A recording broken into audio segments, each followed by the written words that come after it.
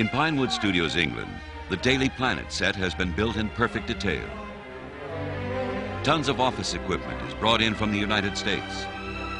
The smallest details were used to recreate the frantic and disorganized atmosphere of a modern American newsroom.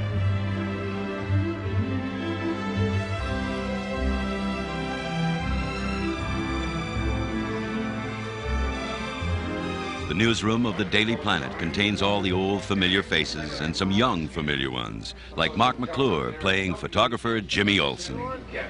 It's a pretty clean day today. The Empire State Building, the Daily Planet's got a good view of that. And it's all buildings is all you can see. Superman, we've seen him, buzz by here a couple times, Somebody being mugged right now down there. Can you get a shot of it?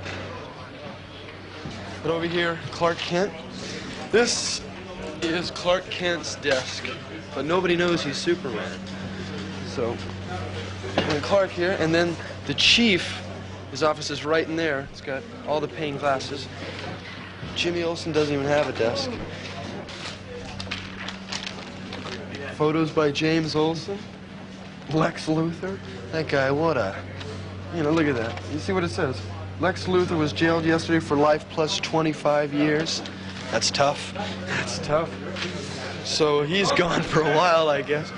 Before Clark Kent came in the action, Jimmy was trying to scheme on Lois, but, financially he couldn't handle it. So he quit. And then Clark came in and took over. Ever since that, wrote me right out of the script. No, it's a good part. Olsen works under the knowing eyes of an actor who was an international star at the age of 5, Jackie Cooper.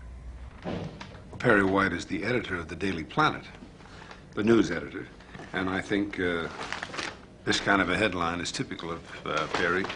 Very dramatic, very large type. A story especially like this, while it's terribly unusual to the city of Metropolis, if he could find any kind of a story, he'd love to give it this kind of dramatic headline, all the big print and the large pictures. Keenan Wynn was going to play Perry White. He'd been hired, and he arrived at Heathrow Airport 5 days before and had a heart attack.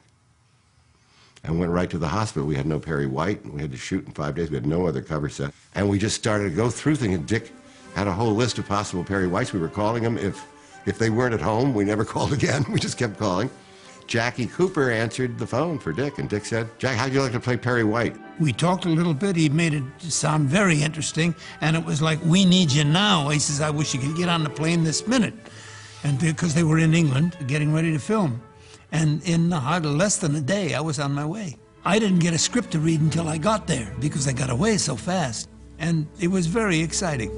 Who better? Cigar chomping, bigger than life, which was the comic book, but had to be real, and he was great. He's a great actor. It was 2 films. We were shooting scenes from the 2 films simultaneously, according to production conveniences. When we were in the Daily Planet, we were shooting scenes from both pictures in the Daily Planet while you were in that set. I don't think if Dick hadn't been directing it, 3 people could not have directed that movie. He had such incredible stamina and love for the project. Dick Donner is the biggest kid on the block, and his sense of playfulness really is what gave the movie its magic. What he did as a director is the sign to me always of a really good director. Each one of us was directed in a different way according to our needs.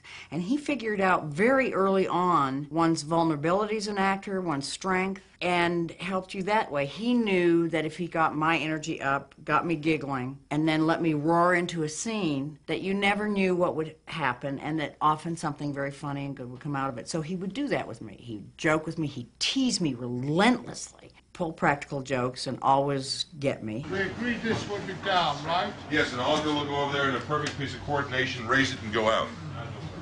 We can all go home. They take 733.